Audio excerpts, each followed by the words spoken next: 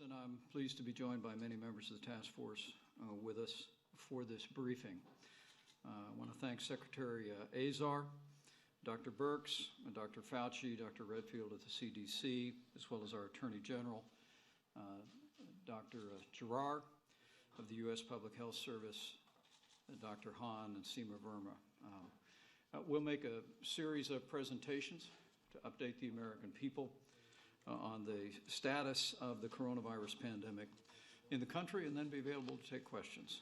But we very much appreciate the attendance of all who are here and all of you who have made time to tune in. As we reported today, we have now more than 2,500,000 Americans that have contracted the coronavirus. And sadly, we've lost more than 126,000 of our countrymen to this disease. And I know I speak for the President and for every American when we express our sympathies and our deepest condolences to all the families who have lost loved ones. Despite those losses, since the end of our 45 days to slow the spread and the beginning of efforts to open up America, thanks to the cooperation of the American people, the efforts of governors and state health officials, efforts, I want to proudly say, of the entire federal team under the leadership of President Trump, we have made truly remarkable progress in moving our nation forward. We've all seen the encouraging news as we open up America again. More than 3 million jobs created in the last jobs report. Retail sales are rolling. And of course, the extraordinary progress in New York, New Jersey, Connecticut, and New Orleans, areas that just a matter of a month ago were struggling under the weight of this pandemic, and now have arrived at a very, very different place. As we stand here today, all 50 states and territories across this country are opening up safely and responsibly. But with cases rising, particularly over the past week throughout the South, President Trump directed our task force to brief the American people on several topics. First, we want to share with you, as Dr. Birx will, what we're seeing in the rise of new cases that today surmounted 40,000 new cases in a single day. Secondly, we want to speak about what we've done and what we are doing at the federal level to support state efforts, particularly in the states where we see rising cases. We'll talk today about how this moment in the coronavirus pandemic is different than what we saw 2 months ago, to better equip the American people to respond. And ultimately, we will speak about what every American can do to play their part in reducing the spread and the impacts of the coronavirus pandemic. For our part, also, I've spoken to governors in Arizona and Florida and Texas in the last 12 hours, and Dr. Birx and I will be traveling on Sunday to Texas, on Tuesday to Arizona, and I'll be traveling to Florida on Thursday of next week to get a ground report. And of course, on Monday, we will conduct what will be our 26th weekly call with the entire White House Coronavirus Task Force and all of the nation's governors as we meet this moment. Now, as I mentioned, it's important gathering today, I think, that we take a step back and think about how far we've come as a country. When the President tapped me to lead the White House Coronavirus Task Force, he said we had one mission, and that was to save lives. President Trump's decision to suspend all travel from China in January, to stand up the White House Coronavirus Task Force, in February to declare a national emergency, to halt travel from Europe and amend travel from other places around the country, all contributed to giving our nation time to stand up a broad-based response, the whole of government response that we spoke about so many times at the podium throughout this pandemic. The State Department also coordinated the repatriation of some 95,000 Americans. And then came the moment when we brought this chart to the President of the United States on the counsel of our very best scientists. The President was presented with a decision that if we did nothing, no intervention, the possibility existed at that moment in time that we could lose between 1.5 million and 2.2 million Americans. But with intervention and with mitigation, by calling on the American people to embrace the mitigation efforts, social distancing that were called upon, first in the 15 days to slow the spread, that would become 45 days to slow the spread. Our best scientists believe that we could reduce the number of American fatalities to a number ranging between 100,000 and 240,000. The President made that decision, and we unveiled the 15 days that became the 45 days to slow the spread. And inarguably, as we see where we are today as a nation, because of what the American people have done, because of the incredible work of our healthcare workers, because of a partnership with governors in every state, we did just that. We slowed the spread. We flattened the curve. We saved lives. In the midst of that, we exponentially scaled testing capacity, partnering with private sector commercial laboratories. We've now reached some 30 million tests across the country, conducting some 500,000 tests a day. In that partnership with governors also, the President directed us to make sure that states had what they needed when they needed it. And at this point, I'm pleased to report that the federal government both delivered and facilitated the delivery of billions of supplies of face shields and gowns and gloves and masks, and we continue to be on track to construct more than 100,000 ventilators in 100 days. And as I spoke to governors last night, they confirmed to me again what FEMA's reported. We have no outstanding requests from any state at this time for personal protective equipment or medical supplies. Let me say that again. In the affected areas, particularly the states down south that are seeing rising cases, we have no outstanding requests. But as I told the governors, we are ready at a moment's notice to surge personnel, to surge supplies, to expand capacity, and to support their healthcare response.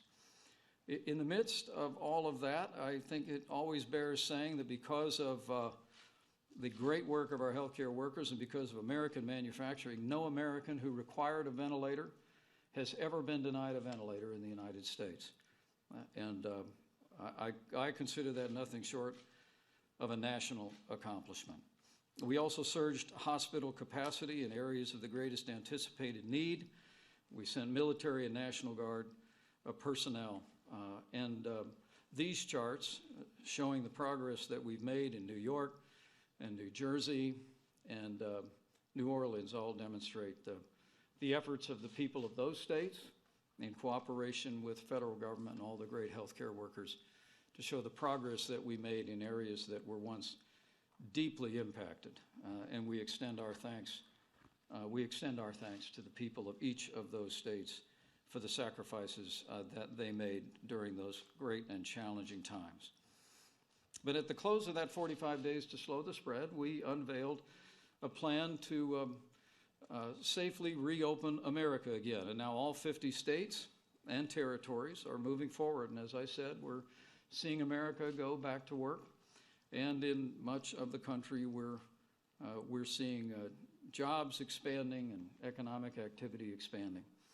But our focus today is very much on the advent of a rising series of new cases across the American South. But where our first mission was to save lives, once we came out of the 45 days to slow the spread, what our task force has been focused on over the course of the past 2 months is to partner with states to save lives and safely reopen. In fact, we've We've had some 17 meetings of the White House Coronavirus Task Force in the intervening days since we began the process of opening up America again, and we've been working very closely with states to move that agenda forward. But as the President's made clear, we want to open our economy up, and we want to move America forward, even while we take and continue to take the steps necessary to protect lives and the health of the American people.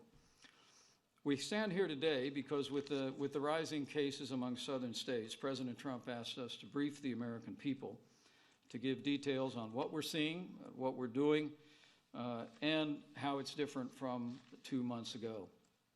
As you may recall, after seeing overall cases drop from a 30,000 a day average in April to 25,000 a day of average in May, the first few weeks of June actually saw cases averaging roughly 20,000 new cases a day. We now have seen cases begin to rise precipitously across the South. In fact, 34 states, let me make sure I've got my numbers exactly right here. As we reported early on, 34 states across the country, though, are experiencing a measure of stability that is a credit to all of the people of those states. Now, when we speak about stability, we're talking about not necessarily states where there are no new cases, but these would be states where there are either no new cases and no rising percentage, or no combination of those two things. There may be states across the country that are seeing a modest increase in cases, but their percentage of positive rates is remaining very stable. But nevertheless, there are 16 states with rising cases and rising percentages. We'll be focusing on those states today. The first thing we'd share with the American people is that while there is a penchant in the national debate to use a broad brush and to paint an entire state one color if there are rising cases in a portion of the state, this is actually a better picture of the data that we literally analyze every single day. Dr. Birx will take a few moments to unpack the specific outbreaks in Texas, Florida, Arizona, and California. But the first thing we would convey to the American people is that from this new positive results in the last 3 days, you can see the concentration of new cases in specific parts of states, and of course, very specifically in parts of the country. Secondly, we want the American people to understand it's almost inarguable that more testing is generating more cases. To one extent or another, the volume of new cases coming in is a reflection of a great success in expanding testing across the country. As I said at the top, we're testing more than ever before, some 500,000 people a day, and perhaps we could go to that testing chart if it's there, just to show you the acceleration of testing that's taken place over the course of this pandemic in the United States. It's truly been remarkable, and it's been a public and private partnership from the very outset.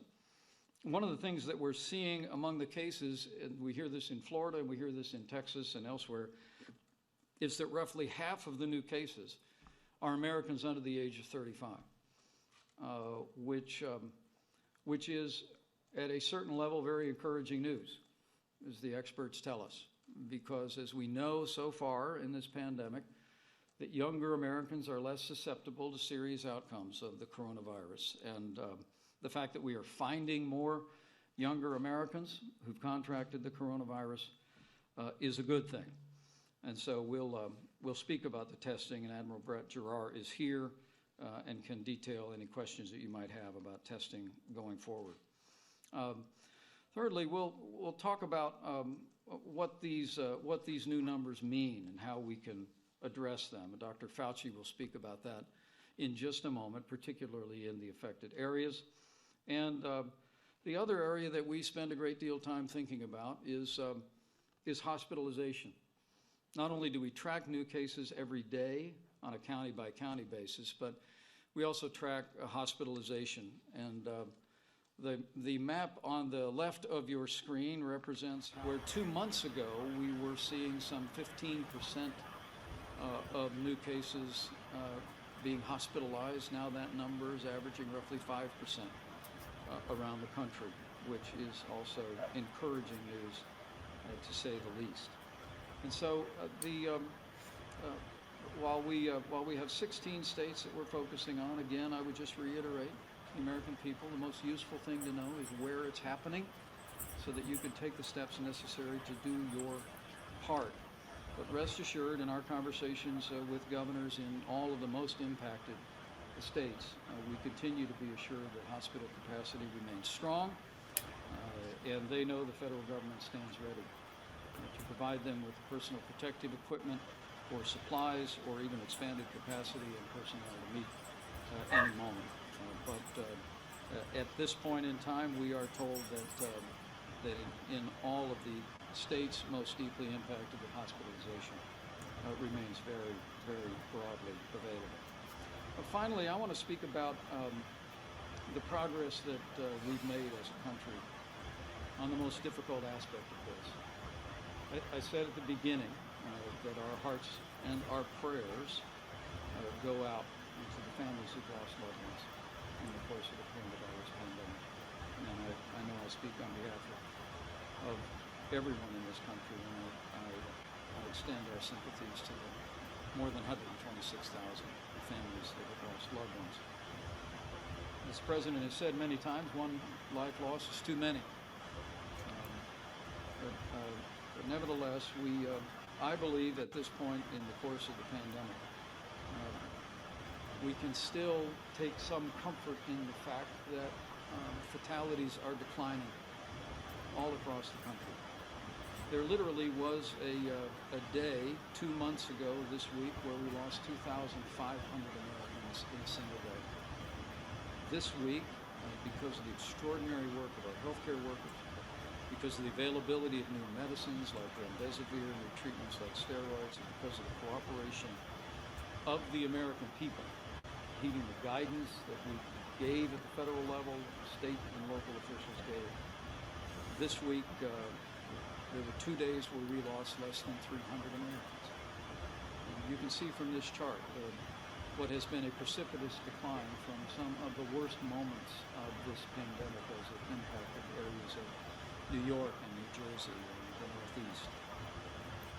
Again, I have a heavy heart anytime I recite these numbers, but the fact that we are making progress, reducing the number of Americans that we have lost and are losing, I hope is an encouragement, because as we see new cases rising and we're tracking them very carefully, there may be a tendency among the American people to think that we are back to that place that we were 2 months ago, that we're in a time of great losses and great hardship on the American people. The reality is we're in a much better place with the efforts President Trump mobilized at the federal level, with the efforts of this team, this whole of government approach, the efforts of governors across the country, our incredible healthcare workers, and the cooperation of the American people. We're in a much stronger place. The truth is, we did slow the spread. We flattened the curve. We were able to stand up the resources and the capacities in our healthcare system to be able to meet this coronavirus in a way that would put the health of all of our country first. We also cared for the most vulnerable and continue to focus resources and testing and supplies on the most vulnerable, seniors with serious underlying conditions. And I too believe with all my heart that we've continued to save lives. We've created a solid foundation for whatever challenges come, either in the days ahead or in the months ahead. And that's a credit. That's a credit, I believe, to our president, to our federal team, to our state partners. Mostly it's a credit to the American people and our healthcare workers. And so we stand here today, we believe we've made progress. But as we are reminded as we see cases rising across the South, that we still have work to do. And so we say to every American particularly those in counties and in states that are being impacted by rising cases, now is the time for everybody to continue to do their part. And I think you'll hear from this podium today a particular message to younger Americans across the Sun Belt, and the role that you can play in protecting the vulnerable, making sure that while the coronavirus doesn't represent as significant a threat for a serious outcome to a younger American, none of us would want to bring the disease back to our parents or grandparents, moms and dads, an elderly friend, or a friend who has an immunodeficiency and cause a serious outcome as well. And so we leave you just with the guidelines for all of the phases. When we put out the guidelines to open up America again, we laid out at the outset guidance for responsible reopening, and states across the country, as I mentioned, are doing just that. 34 states are reopening safely and responsibly and seeing low and steady cases and not seeing a rise in the percentage of positives. And in the 16 states that are being impacted, particularly those that we'll focus on here today, we would just encourage every American to follow the guidelines for all the phases. Continue to practice good hygiene, wash your hands, avoid touching your face, disinfect frequently. People who feel sick should stay home, and when it comes to businesses, social distancing, protective equipment, temperature checks, testing and isolation.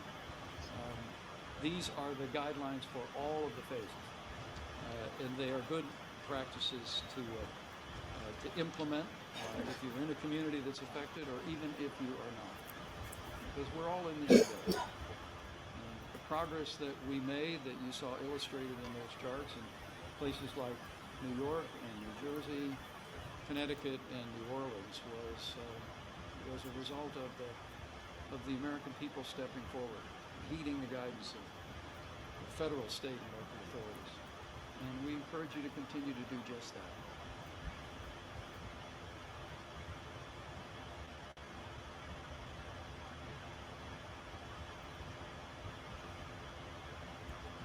But for those in the areas most affected, we just want to encourage you to listen to and respect the guidance of your state and local authorities. Recognize that this is different than 2 months ago, both in our ability to respond and in the nature of those that are being infected, and that younger Americans have a particular responsibility to make sure that they're not carrying the coronavirus in the settings where they would expose the most vulnerable. And lastly, as I prepare to bring Dr. Birx to the podium, I just encourage every American to continue to pray. Pray for all the families that have lost loved ones. Pray for our healthcare workers on the front lines. And just continue to pray. But by God's grace, every single day, will each of us do our part to heal our life. With that, I'll introduce the coordinator of the White House effort on coronavirus, Dr. Birx. Thank you, Mr. Vice President. Thank you for that great introduction. Just to remind everybody where we have come from in the last 4 months, we have a great deal of understanding now about the differential disease. Differential infections, no.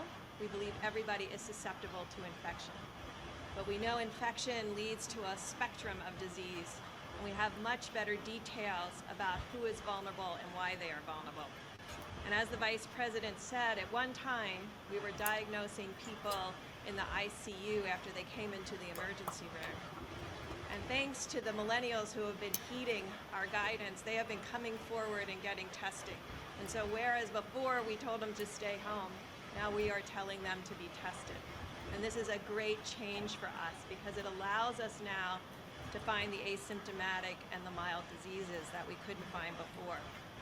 As Dr. Redfield talked about yesterday, from the serology test, we have a great understanding of what was happening in March and the number of asymptomatic and mild conditions that led to individuals to have antibody but never come forward with significant disease. We now know who's at risk for significant disease. And we now know it's particularly the elderly, individuals over 80, and individuals with comorbidities. And remember, those comorbidities span the entire age group.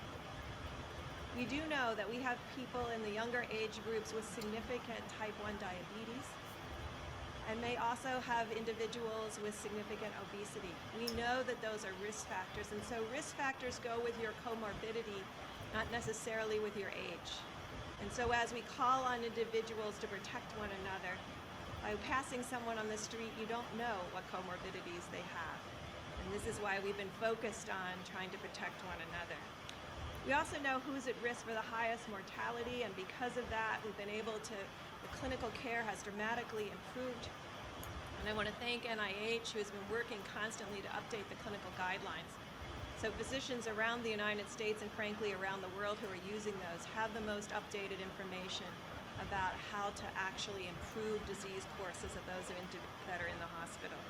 We of course have improved treatment in the hospital that we didn't have in March and April, with improved methods of oxygenation, which is really quite important, improved treatment of acute respiratory distress, that individuals on the ventilator, we know now will respond quite well to steroids. And then research that is ongoing on what we call the acute cytokine storm. That is when often in that later stage, when people are on ventilators, they're seriously ill, may need steroids and other items, and that's being researched. And the work that's being done on clotting research by the NIH.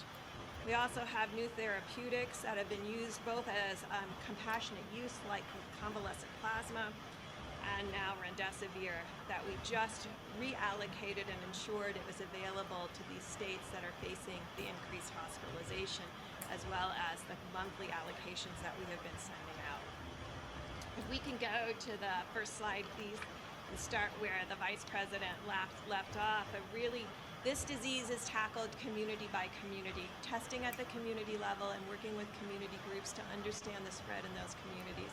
And so we've spent the time to really map this epidemic and new positives down to the level of communities to understand where spread is occurring so that we can match our prevention interventions to those areas. Next slide, please. As we discussed, and it's difficult for you to see on this graphic because the top line is New York. And we should remember where we were and that slope, that early slope that you can see in the case of the New York cases, that rapid acceleration. On the same slide, you can see California. That is the blue line that is just passing the orange line. And also on the slide is Texas in green, Florida in orange, and Arizona at the bottom. As dramatic as these slopes are, they are not equivalent to the original acceleration that we saw in New York. It doesn't mean that we aren't absolutely focused on working with the governors in those communities to stop the spread of the virus in those 4 states. Next slide, please. This shows you through the entire country that we're tracking state by state. Now, obviously, this axis is vastly different than the one on the prior slide because that slide included all of the cases in New York City.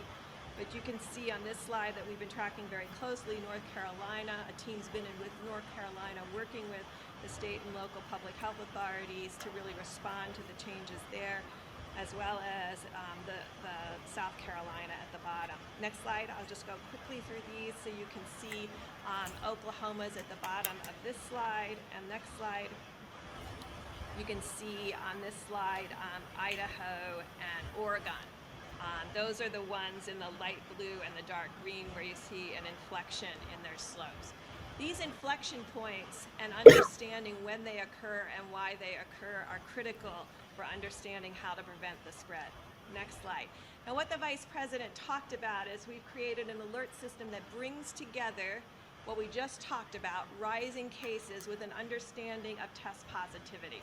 And so this chart, which is difficult for you to see, those states on that far side that have the highest test positive that you can see at the higher level of the graph. Those are the states that we have concerns about because of the rising number of cases and the rising test positive. This explains the extent of community spread. In states that have increasing cases but falling test positives, it tells us that they're getting into the communities to find the asymptomatic cases. And so these are the things we put together to understand the full picture. Next slide, please. So this really puts on one slide the states that we've been talking about across the South where we have our greatest concerns. The two top states with the largest increase in test positives are Texas and Arizona, followed by Florida, Mississippi, South Carolina, Alabama, Georgia, Louisiana, Nevada, and Utah. Those last few states are under still 10%, but we're tracking them closely as we look at that individually. Finally, next slide. You can see on this slide, we are tracking, and this is when you hear about we have a certain 2% or 3% of the counties under specific alerts. So it doesn't matter the size of the county, we're tracking the increase and the rate of increase at new cases at the county level. We currently have about 130 counties out of the 3,100 in the United States in that category. Next slide. Metro level, this shows you the case positivity by the metros and the number of tests that have been done. Next slide. And then this shows you specifically the change over time of test positivity in the largest metros where we have concerns, and this is Austin, Phoenix, Houston, Dallas, San Antonio, Tampa, Orlando, Miami, Riverside, California, and Atlanta at the bottom. And so this is how we continue to integrate data on cases, data on testing, and data on hospitalizations so that we can work with the states for a comprehensive integrated response. Next slide.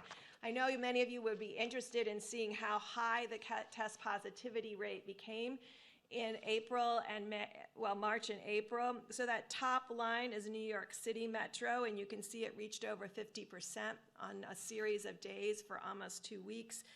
50% of the tests were positive for COVID-19. Underneath that, you see New Jersey and Minnesota and a whole series of individuals. Detroit is the second large mountain. Next slide. So quickly to show you how we look at this at the state level and work with the governors and the local health authorities. So this is Florida. We track testing, it's done, the number of test positives that are in the blue line, the total number of cases seen in the black bar, and what we call the syndromic presentations of early respiratory diseases and pneumonias. Next slide. This then, we look at the county level to look for changes in the slope of the number of new cases. So you can see that top county that has the largest increase in slope in cases is Miami, Miami-Dade, followed by Broward and Palm Beach. All the other counties are much lower in their daily case increases. This allows us to focus resources and testing along with the state into these specific sites. Next slide. That all comes together to create this graphic so that individuals can understand and we can understand precisely what the rate of growth is and where the rate of growth is occurring by the shading of the boxes. Now I'm going to quickly take you through Texas because it's the same story. Next slide. So this shows you the exact same graphics now shown for Texas, showing a continued rise in the daily tests performed, but also a rise in the test positivity, the blue line. You can see throughout May, after opening, their test positivity continued to decline as their testing increased. It was in the last 2.5 weeks that we saw this inflection of rising test positivity along with rising testing. But it was the increase in test positivity that alerted us, along with the increased cases, that this was becoming an alert. You can see in the red boxes, everything is heat mapped. So at a glance, you can tell those two boxes that are in the middle that are red, that's the heat map showing that this has rising cases and rising test positivity. Next slide. But even in Texas, next slide, please. And this gives you a map of Texas that shows where the cases are and where they're rising the most rapidly. And finally, I'm just going to go through Arizona very quickly along with California. So next slide. Same situation that we're showing here with Arizona, rising number of tests being performed, but also rising test positivity, rising cases. Next slide. Arizona is unique, and they have essentially one county that is primarily represented by the depth of the new cases, and this is in the Phoenix area. Next slide. Then next slide. So this is California. And so you can see California over the last week has had that increase in test positivity. You can see that dramatic increase at the end of that bar in the blue line, along with still increasing testing that has been done. And we just want to thank all of the governors and all of the work at all the laboratories that has allowed us, along with HHS and Brett Gerard, who ensured that the supplies were there to really increase these orange lines. You could see in each of these cases, these orange lines have dramatically gone up over the last 4 weeks. Next slide. And like New Mexico, the primary infections right now in California at the highest level are in the LA area. But because LA is a large metropolitan area, next slide, you really need this kind of more specific and local graphic to really show that it's also increasing in the Central Valley. And this gives us the ability to focus resources among agricultural workers to improve testing and isolation for those who become positive. So I just wanted to take you through how we've been looking at data, how we consolidate that data, and then Monday report it out to the governors. We hope over the next week to be able to really have this data available in real time on the White House website so that everybody across the country can see where the cases are. Because in the end, we really want to call to action. When we started talking about what can be done, we said the most important thing that would change the spread, and I'm going to turn that over because I know Tony's going to talk about it, is really individual behavior and our respect for one another through social distancing, wearing a mask, and ensuring that we're protecting the most vulnerable that may be in multi-generational households. And I just want to end by thanking again the millennials who have come forward. And I know during the protests we asked a lot of them to go forward to get testing, and we see those testing rates really improving in the under 40 age group. That is going to be important to continue to accelerate testing among the under 40 age group, because that's the age group most likely to have asymptomatic spread and be spreading the virus unbeknownst to them. And I want to really make it clear, no one is intentionally spreading the virus, but they don't know that they're positive, they don't have symptoms, and need to be tested in order to have that awareness. And so we really want to thank them again for coming forward and really enriching the amount of testing that has been done in the under 40-year-old age group. And to our older population, you know if you have comorbidities, you know if you are over 80. We ask you if in these hot spots in these states that are having expansion in cases to continue to shelter as much as you can and use your grandchildren to go and do your shopping. Thank you very much, Dr. Birx, and thank you, Mr. Vice President. So I want to extend just for a couple of minutes some of the comments that were made both by the Vice President and by Dr. Birx, and it has to do with the situation that we find ourselves facing right now. It's very clear from the maps that you saw that there are certain areas in the country, states, towns, cities, regions, that are doing very well, that have followed the guidelines and are opening up in a prudent way that's been effective. However, as you can see, we are facing a serious problem in certain areas. Now, when you look at the map, it's very interesting because you see some dark parts of the map and some light parts of the map. We have a very heterogeneous country, but heterogeneity does not mean that we are not intimately interconnected with each other. So what goes on in one area of the country ultimately could have an effect on the other areas of the country. So let's take a look at this problem that we're facing now, this resurgence of cases. I don't think there's time enough now all day to try and analyze and figure out the multifaceted elements that went into that. You know, everything from maybe opening a little bit too early on some to opening at the right time, but not actually following the steps in an orderly fashion, to actually trying to follow the steps in an orderly fashion, but the citizenry did not feel that they wanted to do that for a number of reasons, likely because everyone feels the common feeling of being pent up for such a long period of time. So we're not going to say blame, we're not going to try and analyze it, but there is something that's very important about it that I'd like to get a message to the country in general. When you have an outbreak of an infectious disease, it's a dynamic process that is global. So remember, what happened in China affected us. What happened in Europe affected us. What's happening here is affecting others. We can't get away from that. It's interconnected. So therefore, if we are an interconnected society, we've got to look at the fact of what our role is in trying to put an end to this. Because everybody wants to end it, everybody wants to get back to normal, and everybody wants the economy to recover. I think we all are pretty common in that. That's a given. So what can we do? What I think, upon talking to a lot of people and reflecting on it, we have such an unusual situation because of all of the decades that I've been involved in chasing infectious diseases. I've never seen anything that is so protean in its ability to make people sick or not. There's no other infectious disease that goes from 40% of the people having no symptoms to some having mild symptoms, to some having severe, some requiring staying at home for weeks, some going to the hospital, some getting intensive care, some getting intubated, some getting ventilated, and some dying.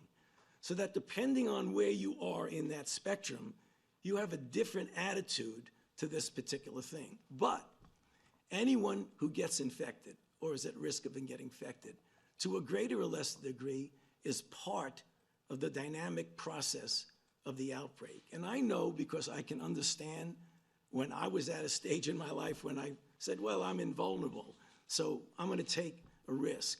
I think what we're missing in this is something that we've never faced before, is that a risk for you is not just isolated to you. Because if you get infected, you are part, innocently or inadvertently, of propagating the dynamic process of a pandemic. Because the chances are that if you get infected, that you're going to infect someone else. And although you may feel well, and because we know, if you look at the numbers that you'll probably hear later on, the overwhelming majority now of people getting infected are young people, likely the people that you see in the clips and in the paper who are out in crowds enjoying themselves, understandably. No blame there, understandably. But the thing that you really need to realize, that when you do that, you are part of a process. So if you get infected, you will infect someone else who clearly will infect someone else. We know that happens because the reproduction element of the virus is not less than one. So people are infecting other people. And then ultimately you will infect someone who's vulnerable. Now that may be somebody's grandmother, grandfather, uncle who's on chemotherapy, aunt who's on radiation or chemotherapy, or a child who has leukemia. So there is what I call, and again, I just want to bring this out without making it seem that anybody's at fault. You have an individual responsibility to yourself, but you have a societal responsibility. Because if we want to end this outbreak, really end it, and then hopefully when a vaccine comes and puts the nail in the coffin, we've got to realize that we are part of the process. So when the Vice President went back, pulling back a couple of months ago, when we showed about the guidelines to safely reopen the country, we've got to make sure we drop back a few yards and think about that this is part of a process that we can be either part of the solution or part of the problem. So I just want to make a plea with people when they understand the stress that they're under, as we try to tackle not only those states, but the light-colored part of the country. Even though they've done well, they may have gotten hit badly like New York and then came down, or they may not have gotten hit badly at all. They are vulnerable. If we don't extinguish the outbreak, sooner or later, even ones that are doing well are going to be vulnerable to the spread. So we need to take that into account, because we are all in it together, and the only way we're going to end it is by ending it together. Thank you.